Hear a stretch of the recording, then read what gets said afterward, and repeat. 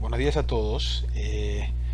Terminamos la primera parte de este seminario, que es toda la parte de estrategia de negocios, y ahora entramos en la segunda parte, que es un poco ver cuáles son las consecuencias de esas estrategias en la comunidad.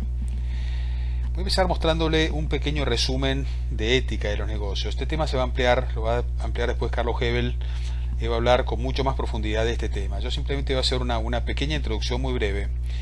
Y la idea básicamente es, como muestra esta foto que tienen acá arriba, mostrándole como que en el fondo todo lo que es ética son toda una serie de planteos que van en diferentes direcciones y que no es fácil saber exactamente qué es lo que uno debe hacer. O sea, el objetivo no es confundirlos de ninguna manera, el objetivo es darles herramientas que son muy interesantes y muy útiles, pero darse cuenta que esas herramientas a veces no ayudan a saber exactamente qué es lo que uno debe hacer. Entonces, nos van a venir bien esas herramientas para tomar decisiones, pero también nos van a llevar a un cierto nivel de confusión. Entonces, voy a aprovechar un ejemplo, y el mismo ejemplo les va a ayudar a darse cuenta de, a pesar de que es un ejemplo muy simple, no es complejo, sin embargo, hasta qué punto, qué difícil que responder. Por ejemplo, ¿es ético pagar un soborno? Entonces, obviamente la respuesta es no.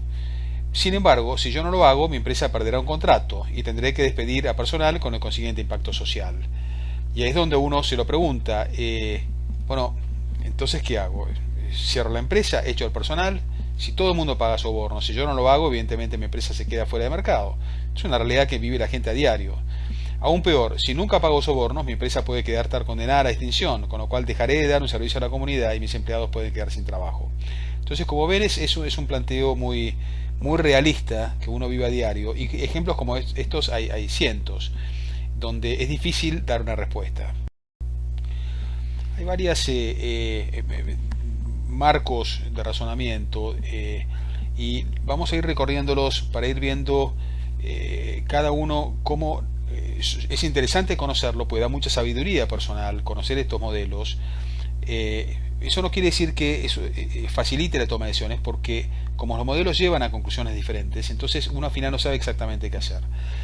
La ética de los griegos es una ética, los griegos eran filósofos y de alguna forma eran un poco poetas en cierto modo, o sea, buscaban un balance, buscaban armonía, eran gente de reflexión, de meditación, y de alguna forma toda la ética de ellos se basa en llevar un comportamiento razonable, sensato, orientado a la comunidad, que produzca armonía, que produzca un balance. Entonces, esa repetición de un buen comportamiento produce hábitos, produce virtudes.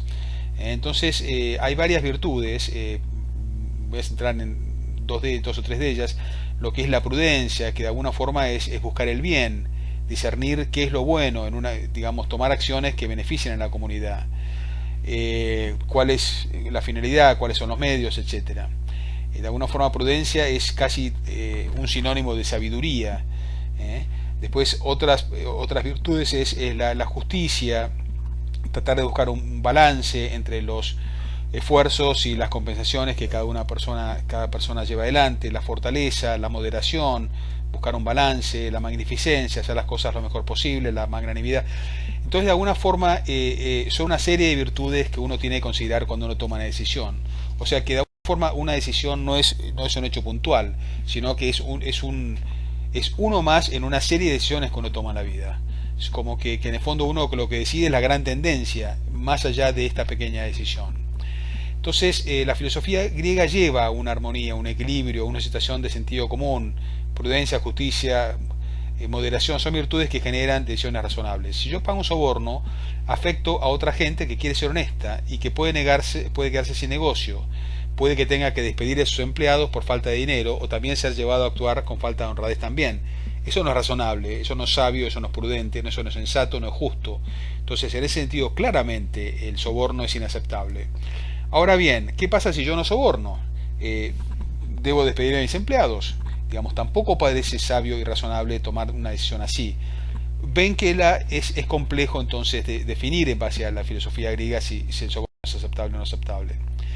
La ética de los derechos, acá les puse varias transparencias para que ustedes después las lean con calma, no voy a entrar en detalles, pero sí me voy a basar en el concepto de Kant, del concepto de derechos.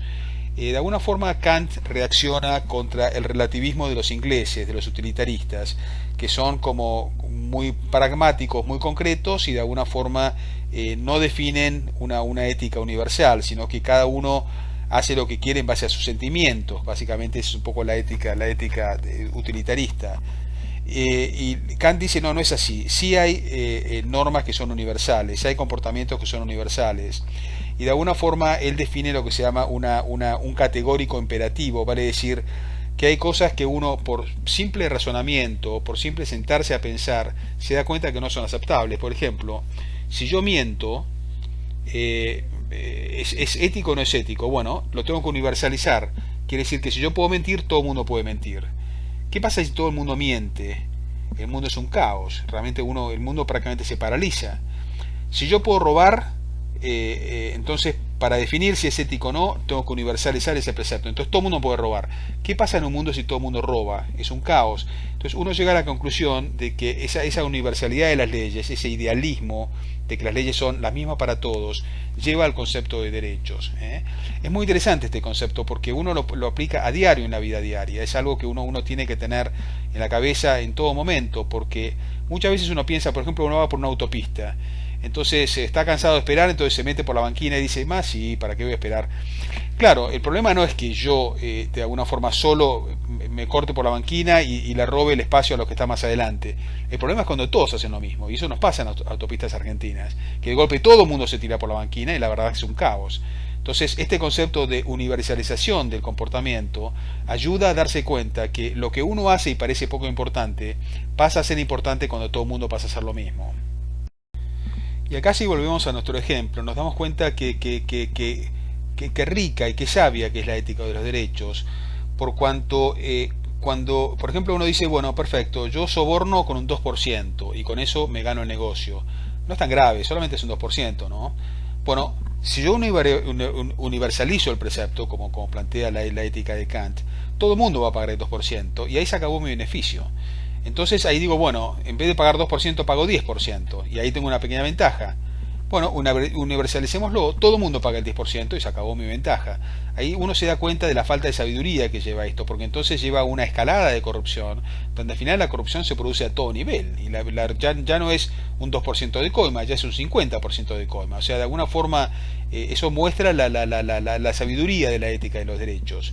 En el caso de los sobornos, obviamente la ética de los derechos va a decir no es aceptable, porque transforma el mundo en una mafia.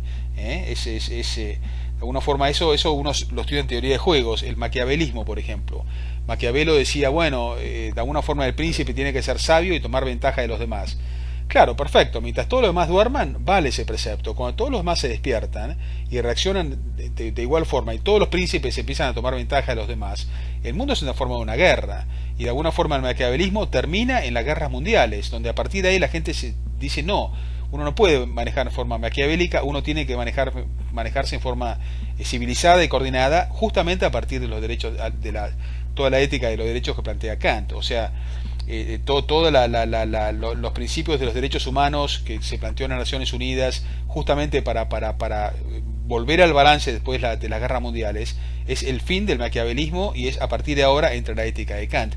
Y eso lo ven exactamente en este ejemplo de los sobornos.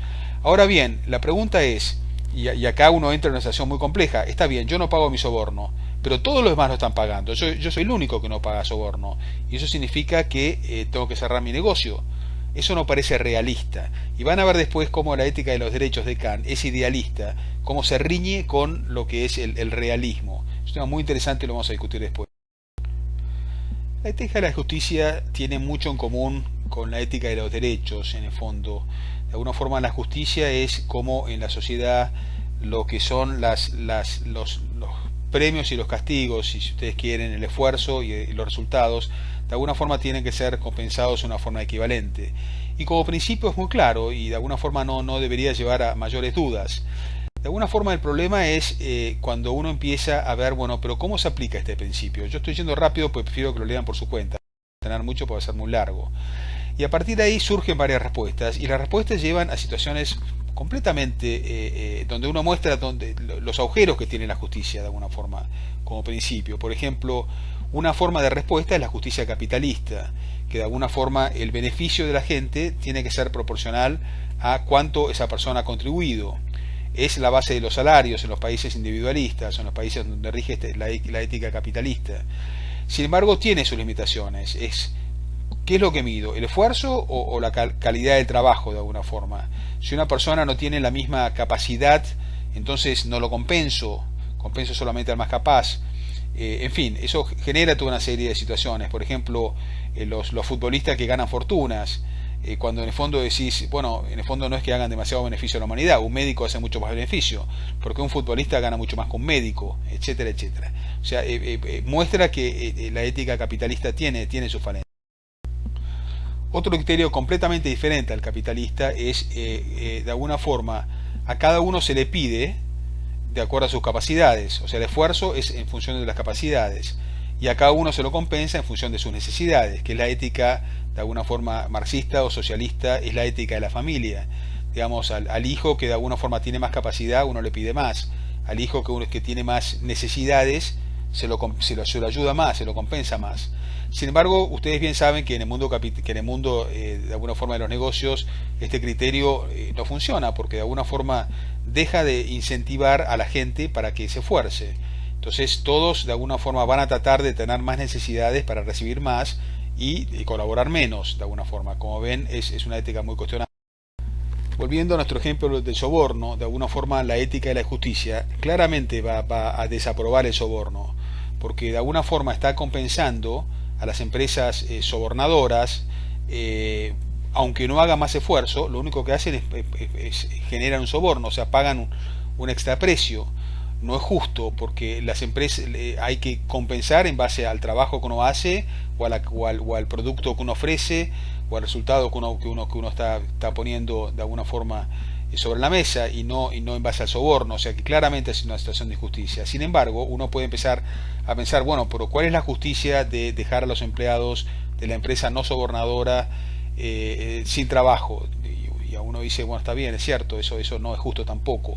Entonces ya ven qué complejo que es la aplicación de la norma. La ética utilitarista es la ética que surge del empirismo inglés, en contraposición a las dos éticas que vimos recién, de la justicia y de los derechos, que proviene del idealismo alemán. La ética utilitarista es más pragmática, es más concreta, vale decir, cada persona se mueve por sus propios intereses, tratando de maximizar su placer y minimizar su dolor. Y de alguna forma este egoísmo personal, la suma de los egoísmos, si uno lo puede aplicar en forma sabia en toda la economía, produce la máxima motivación, el máximo, ¿cómo se dice?, el máximo resultado económico. O sea que de alguna forma la ética utilitarista lo que busca es definir si una acción es ética o no es ética, y se define en base a la utilidad, en base a la satisfacción, en base al placer que producen. Placer no tiene por qué ser placer hedonista, placer puede ser el placer de producir la mejor medicina o el placer de producir la mejor tecnología. O sea, no es que necesariamente como se dice, una cuestión hedonista. Entonces, básicamente el utilitarismo mide utilidades, y esas utilidades se reflejan en las curvas de oferta y demanda, de alguna forma en las curvas de utilidades que terminan produciendo la curva de demanda, y de alguna forma la curva de oferta es, como se dice, lo que compensa al uso de los recursos. O sea, la utilitarista es la columna vertebral de toda la economía moderna. Entonces, sin embargo, la ética utilitarista es riesgosa porque mide la utilidad de alguna forma, pero no mide otros factores. Por ejemplo, si tengo un negocio de pornografía o de drogas o de lo que fuere, sexo, bueno, fenómeno, produce mayor economía. ¿Cuál es el resultado que produce en la gente? La destrucción de la familia, etcétera, etcétera. Si un tío está enfermo y va a morir dentro de un año, entonces, y ese tío no quiere mejorar ciertas cosas en la empresa, lo mejor es matarlo ahora, porque entonces yo voy y mejoro las cosas en la empresa. Eso decididamente va a producir mejoras económicas. Darle un sueldo miserable a un grupo de empleados, por ahí es lo mejor, porque es la mejor forma de que la empresa sea eficiente, venda más productos. El seguro de salud a una persona que tiene alguna enfermedad, mejor no dárselo, porque eso va a producir problemas económicos. Entonces, de alguna forma la ética utilitarista tiene un montón de impacto en temas que no se pueden medir en términos económicos. Yendo a nuestro ejemplo del soborno, ¿qué respuesta nos da el utilitarismo? El utilitarismo no da ninguna respuesta, en el sentido que la respuesta sería si lo que uno busca maximizar es la utilidad o el resultado económico, lo que fuere. El soborno puede ser bueno, en el sentido de depende cómo uno lo analice, depende para quién. Digamos, para mí como empresa el soborno puede ser bueno, o para mí como empresa el soborno puede ser malo, porque ¿qué pasa si la gente descubre mi soborno? O la gente descubre mi mala acción. Entonces el mercado me puede castigar, los inversores no invierten más, los consumidores no me compran más, se afecta mi reputación.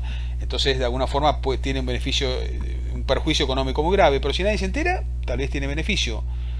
Si analizo cuál es el beneficio económico o perjuicio de los empleados míos que se quedan sin trabajo, bueno, está, pero si analizo la de los empleados de las otras empresas que sí sobornan, ellos se benefician. Entonces depende a qué empleados analice. Debería hacer un paquete y poner todos los empleados, los que sobornan y los que no sobornan. Entonces, bueno, ¿qué pasa con los que no sobornan? Se quedan en la calle, digamos, se mueren de hambre. Es muy tremendamente relativista el utilitarismo. Eso es de alguna forma la fragilidad que tiene como sistema. Es que te da pie a cualquier tipo de análisis, a cualquier tipo de respuesta. De alguna forma, si quieren, la conclusión de todo este ejercicio no es para clarificar ideas, sino para mostrar una serie de modelos que cada uno tiene sus fortalezas. El utilitarismo también lo tiene. O sea, analizar las cosas desde el punto de vista económico decididamente es interesante como modelo. No es que uno lo critique. Él critica el relativismo al cual lleva, pero no critica de alguna forma el análisis de las consecuencias. Hay que analizar las consecuencias.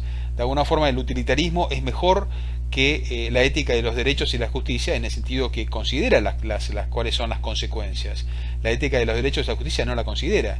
Dice, esto es así, porque es un ideal y hay que cumplir con el ideal. Y a veces la realidad es mucho más importante que el ideal. Entonces el utilitarismo en ese sentido es más fuerte que la ética de los derechos de la justicia. El tema entonces es cuál es el criterio que uno toma, y en cada circunstancia cuál es la respuesta que uno, o el modelo que uno vaya a aplicar.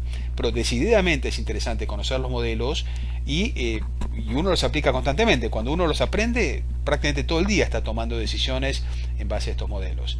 Bueno, esperemos que no les aclare las ideas, pero por lo menos les mueva la motivación para seguir entendiendo qué es esto, que lo haremos en la charla siguiente.